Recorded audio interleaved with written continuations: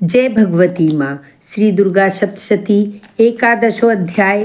देवताओं द्वारा देवी की स्तुति तथा देवी द्वारा देवताओं को वरदान। मैं भुवनेश्वरी देवी का ध्यान करता हूँ। उनके श्री अंगों की आभा प्रभात काल के सूर्य के समान है और मस्तक पर चंद्रमा का मुकुट है। वे उभरे हुए स्तनों और 3 नेत्रों से युक्त हैं। उनके मुख पर मुस्कान की छटा छाई रहती है और हाथों में वरद, अंकुश, पाश एवं अभय मुद्रा शोभा पाते हैं। ऋषि कहते हैं, देवी के द्वारा वहां महादैत्यपति शुंभ के मारे जाने पर इंद्र आदि देवता अग्नि को आगे करके उन कात्यायनी देवी की स्तुति करने लगे। उस समय अभिष्ट की प्राप्ति होने से उनके मुख कमल दमक उठे थे और उनके प्रकाश से दिशाएं भी जगमगा उठी थी। देवता बोले, शरणागत की पीड़ा दूर करने वाली देवी, हम पर प्रसन्न हो। संपूर्ण जगत की माता प्रसन्न हो। विश्वेश्वरी, विश्व की रक्षा करो। देवी, तुम ही चराचर जगत की अधीश्वरी हो। तुम इस जगत का एकमात्र आधार हो, क्योंकि पृथ्वी रूप में तुम्हारी ही स्थिति है। देवी, तुम्हारा पराक्रम अलंघनीय है। तुम ही जल रूप में स्थित होकर संपूर्ण जगत को तृप्त करती हो।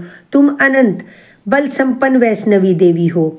इस विश्व की कारण पुता परामाया हो। देवी, तुमने इस समस्त जगत को मोहित कर रखा है। तुम्हें ही प्रसन्न होने पर इस पृथ्वी पर मोक्ष की प्राप्त कराती हो। देवी, संपूर्ण विद्याएं तुम्हारे ही भिन्न भिन्न स्वरूप हैं। जगत में जितनी स्त्रियां हैं वे सब तुम्हारी ही मूर्तियां हैं। जगदम्बा, एकमात्र तुमने ही इस विश्व को व्याप्त कर रखा है। तुम्हारी स्तुति क्या हो सकती है। तुम तो स्तवन करने योग्य पदार्थों से परे एवं परावाणी हो।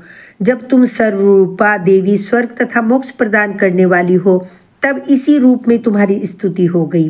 तुम्हारी स्तुति के लिए इससे अच्छी उक्तियां और क्या हो सकती हैं। बुद्धि रूप से सब लोगों के हृदय में विराजमान रहने वाली तथा स्वर्ग एवं मोक्ष प्रदान करने वाली नारायणी देवी, तुम्हें नमस्कार है। कला, काष्ठा आदि के रूप से क्रमशः परिणाम अवस्था परिवर्तन की ओर ले जाने वाली तथा विश्व का उपसंहार करने में समर्थ नारायणी, तुम्हें नमस्कार है। नारायणी, तुम सब प्रकार का मंगल प्रदान करने वाली मंगलमयी हो। कल्याणदायिनी शिवा हो। सब पुरुषों को सिद्ध करने वाली शरणागत वत्सला, 3 नेत्रों वाली एवं गौरी हो। तुम्हें नमस्कार है। तुम सृष्टि, पालन और संहार की शक्ति भूता सनातनी देवी, गुणों का आधार एवं सवर्ण गुणमयी हो। नारायणी, तुम्हें नमस्कार है। शरण में आए हुए दीनों एवं पीड़ितों की रक्षा में संलग्न रहने वाली तथा सबकी पीड़ा दूर करने वाली नारायणी देवी, तुम्हें नमस्कार है। नारायणी, तुम ब्रह्माणी का रूप धारण करके हंसों से जुते हुए विमान पर बैठती तथा कुछ मिश्रित जल छिड़कती रहती हो। तुम्हें नमस्कार है। महेश्वरी देवी, रूप से त्रिशूल, चंद्रमा एवं सर्प को धारण करने वाली तथा महान वृषभ की पीठ पर बैठने वाली नारायणी देवी, तुम्हें नमस्कार है। मोरों और मुर्गों से घिरी रहने वाली तथा मां शक्ति धारण करने वाली कौमारी रूप धारिणी निष्पापे नारायणी, तुम्हें नमस्कार है। शंख, चक्र, गदा और चांग धनुष रूप उत्तम आयुधों को धारण करने वाली वैष्णवी शक्ति रूपा नारायणी, तुम प्रसन्न हो। तुम्हें नमस्कार है। हाथ में भयानक महाचक्र लिए और दाढ़ों पर धरती को उठाए वाराही रूप धारिणी कल्याणमयी नारायणी, तुम्हें नमस्कार है।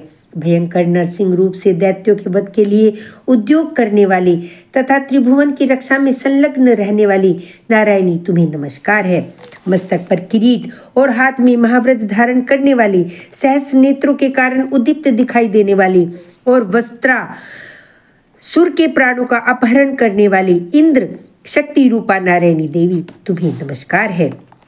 शिवदूती रूप से दैत्यों की महती सेना का संहार करने वाली, भयंकर रूप धारण तथा विकट गर्जना करने वाली नारायणी देवी, तुम्हें नमस्कार है।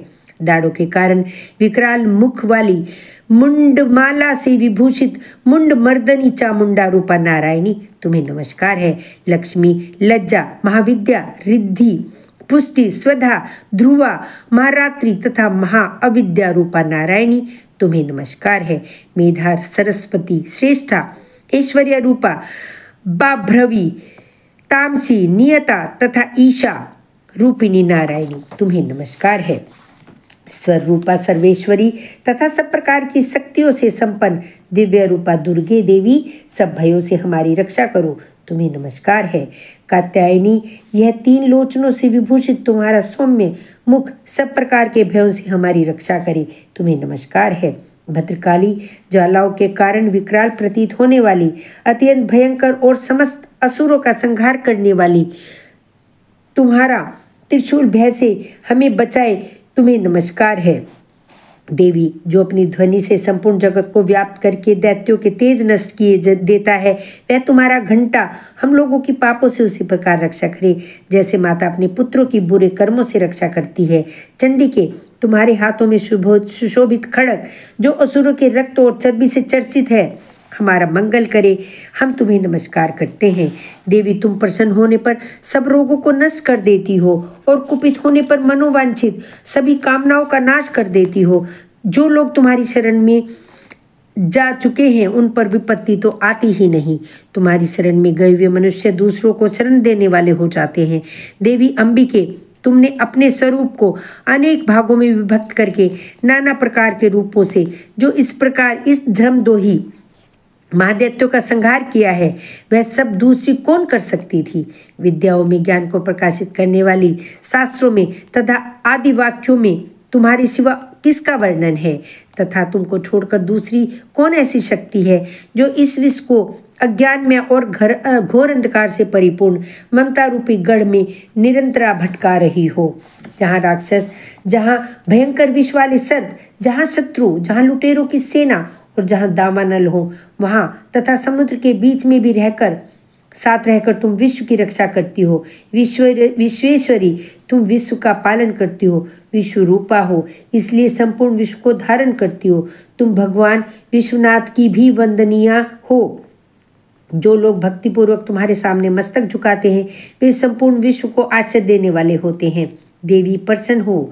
जैसे इस समय असुरों का वध करके तुमने शीघ्र ही हमारी रक्षा की है, उसी प्रकार सदा हमें शत्रुओं के भय से बचाओ। संपूर्ण जगत का पाप नष्ट हो और उत्पात एवं पापों के फलस्वरूप प्राप्त होने वाले महामारी आदि बड़े बड़े उपद्रवों को दूर करो।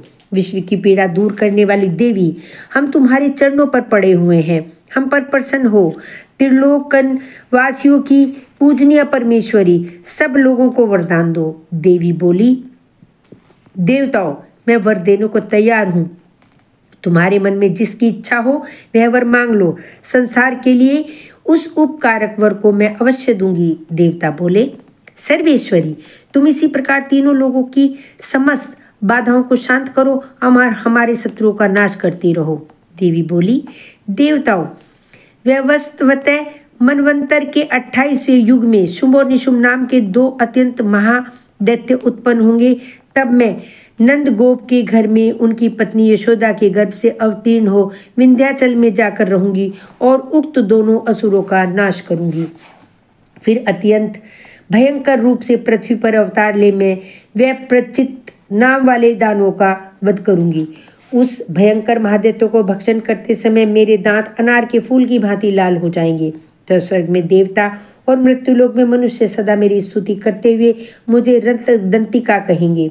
फिर जब पृथ्वी पर 100 वर्षों के लिए वर्षा रुक जाएगी और पानी का अभाव हो जाएगा, उस समय मुनियों के स्तवन करने पर मैं पृथ्वी पर अयोनिजा रूप में प्रकट होंगी और 100 नेत्रों से मुनियों को देखूंगी।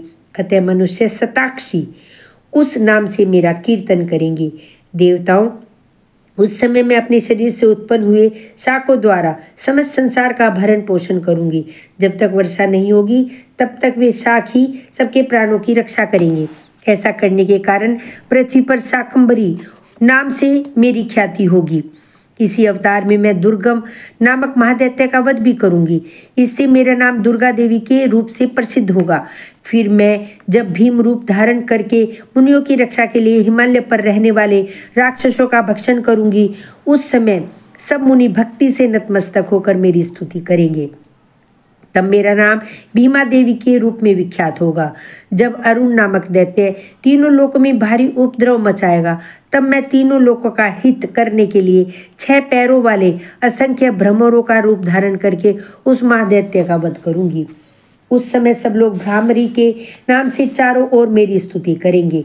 इस प्रकार जब सब संसार में दानवी बाधा उपस्थित होगी, तब तब अवतार लेकर मैं शत्रु का संहार करूंगी। इस प्रकार श्री मार्कंडेय पुराण में सार्वणिक मनवंतरी की कथा के अंतर्गत देवी महात्म्य में देवी स्तुति नामक 11वां अध्याय पूरा हुआ। जय माता दी।